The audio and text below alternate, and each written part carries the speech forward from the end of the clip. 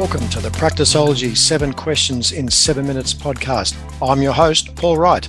In this podcast, we share the secrets of elite allied health business ownership and teach you the strategies, tactics, and mindset needed to grow a highly profitable and successful allied health business that works without you. If you'd like to work directly with the Practiceology team and receive personal coaching and mentoring to help you earn more, work less, and enjoy your life as a health business owner, visit mypracticeology.com to find out more and apply. All right, in today's episode, I've tracked down Gary Thorne from one of my favourite parts of the world, Calgary, Alberta, Canada. Gary, thanks for joining us. Well, yeah, thank you, Paul. I'm grateful to have the opportunity to speak with you today. I'm stoked with this one. Gary is a healthcare consultant with experience on both sides of the buying and selling table in health businesses. He offers a unique perspective by understanding both seller and buyer needs. His practice intelligence is rooted in domain knowledge and client successes. That's a great pairing. He has empathy, relatability, and accountability. And the key thing here, he spent 15 years as VP of operations for the CBI Health Group in Canada. He's a key part of the mergers and acquisitions team there. So he's seen everything regarding business things. He's the current managing partner of Elevate Practice Intelligence, and he's also got a Bachelor of Science in PT from Queen's University. So he's been on the therapist side as well as the acquisition side. So he's got a range of knowledge. But as I say to all of my guests, Gary, can he get it done in 7 minutes? So I think we can. No pressure. You right to go? Always. Thanks, Paul. All right. Gary, who's your ideal client at Elevate? Yeah, two typical characteristics. The practice owner that is considering what's the value of my practice, but also the practice owner that's considering, I think it's time for me to exit my practice and sell it. How do I start that process? And then we've also got the characteristic of a practice owner that's driving a car analogy, looking through the rear view mirror. And it's almost like they don't have that knowledge, whether it's operational, clinical, or financial, and the key performance indicators to drive the value of the practice, just always looking backwards. So question 2, so what's the problem you solve for these owners?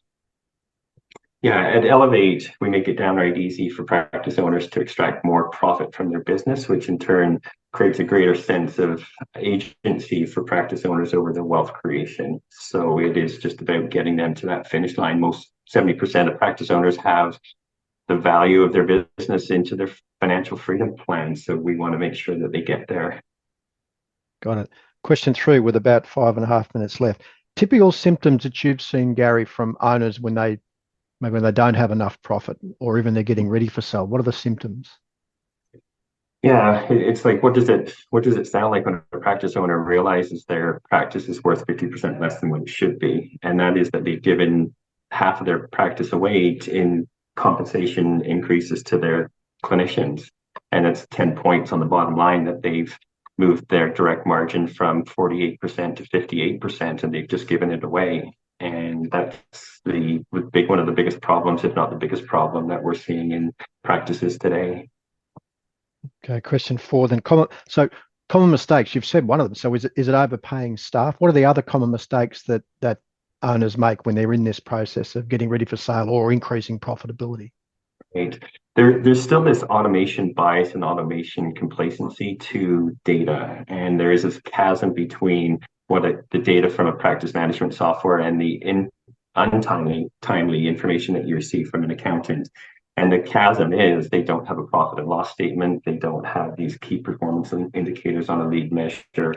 And they're just driving it blind, but they put so much emphasis into a practice management software and the data that's coming out of that to run their business, and it doesn't jive. It's practice management versus performance and operations. Very different. It must have been horrific for you when you're doing valuations for CBI to see some of the rubbish that you're presented with by owners, and well, it's worth this much. No, it's not. It must have been horrific for you.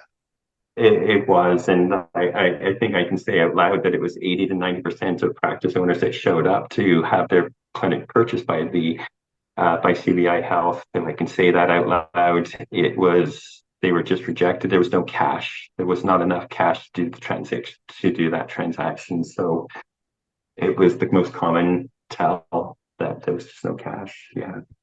So question 5 with about 3.5 minutes. Valuable free action, Gary. So what can owners do? What should they do on their own already to get this process rolling? What's your recommendation? Yeah, I think if the practice owner asked themselves this question, if you looked at your financial statement, what would the end story tell? And that is the advice I've got is stop treating your practice like a hobby, honor your brand, and grow your practice to the best of your capabilities. Treating it like a hobby. Because they don't, do you see that though? I suppose they out, well, I think I'm going to be a business owner, but they don't really bring a business owner mindset into this first stage of the business. And just that's a hobby. It's right. And they run their personal expenses through it, and they do a whole bunch of funny things that just put your profit on an annual basis from your accountant down to zero. And if that's your behavior, how do you sell your practice come the end? Yeah. All right. Question 6 then with a couple of minutes left. Valuable free resource, Gary. What have you got for our listeners and viewers? How can you help them? What have you got on your website? Where do they go?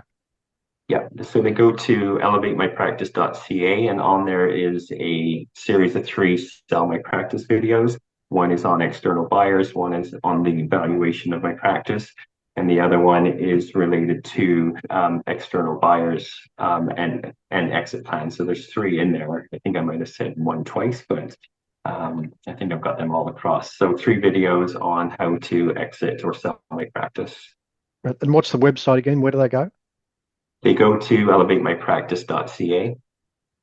Beautiful. And I know you're based in Calgary and you've got a CA website, but the fundamentals don't change regardless of where you are in the world. You use the same principles. Same principles, yeah. That's in same principles inside of healthcare or outside of healthcare as well. It's not just industry specific. Yeah. Got it. Question 7, about 1.5 minutes. What's the one question, Gary, I should have asked you today that would give great value to audience? What should I have hit you up with?